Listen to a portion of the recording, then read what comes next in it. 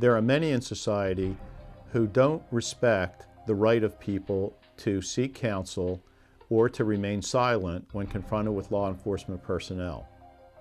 I'm John Zarek, and I'm the owner of the law offices of John J. Zarek. I want to talk to you about things we do as criminal defense attorneys to help people who are going through criminal investigations. What is a criminal investigation? It is any contact with law enforcement personnel whatsoever that has any potential of bringing you into a criminal case. And what do we refer to as contact with law enforcement? The most obvious situation is when a law enforcement person or other federal or state agencies comes to your door and knocks on the door. If a law enforcement officer comes to your door and asks to speak with you, what should your response be? Our suggestion is that you tell them, "I will have my attorney contact you." The law enforcement personnel may not like that response. Even though they legally know that you are invoking your Fifth Amendment right and your Sixth Amendment right to counsel, they may not like it and try to do things to get you to talk to them. They may even threaten you. These threats can be subtle or they may be very direct. The law enforcement officer may be very friendly and kind or may be very aggressive. But be sure that you know that they are not there to help you. They are there to make a case. They're coming to you because they have a suspicion that you have been engaged in some illegal activity. That suspicion may be completely unfounded. It may be on the word of a disaffected spouse. It may be on the word of a stepchild who resents you exercising discipline.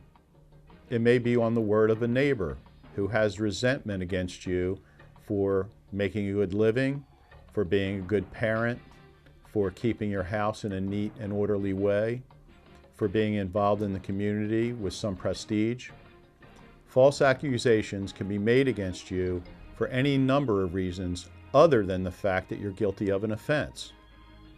People know from various sources that it is typically not wise to speak with police officers when they're contacting you initially in a case. The question is, knowing all that, why do people continue to talk to police officers without the advice of counsel?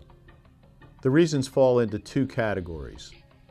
One reason is that people often feel that they are smarter than police officers, or FBI agents, or Homeland Security agents. They feel that they can talk their way out of a situation, that they can dominate the conversation, that they can explain away some suspicion that may have brought the law enforcement officer to their home. That's a big mistake. These people have often been doing this work for 5, 10, 20, or 25 years. They've planned what they're going to say long before they come to your door. They know how to ask questions in a manner which will cause people to stumble, to stammer, to make mistakes, to even say things that aren't true. In most cases, the police are wearing a recording device. They're allowed to wear a recording device.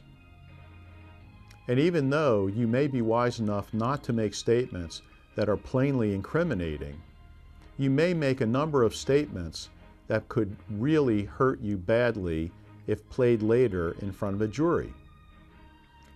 Another motivation for people trying to talk to police is to try to placate the police, to try to make them like you, to try to make them not be so angry with you or upset with you. You may be afraid that if you don't talk to police, they will be so angry with you that they will arrest you when they otherwise would not. I can assure you from experience that there are very few defendants who can successfully handle a police interrogation without counsel. Trying to handle yourself safely in a police interview is like trying to do your own brain surgery. It typically won't work out very well. You don't lose anything by telling the police that you will have your attorney contact them to do an interview. You may be willing to talk to the police because you have valuable documents or other information that can help the police understand that you are in fact not guilty. It is always the case that it is better to have your attorney present that information to police in a structured and orderly way, and also in a way that prevents it from being used against you. Police are often trained, either formally or informally by watching other police officers, to create a sense of hopelessness and confusion in a criminal defendant.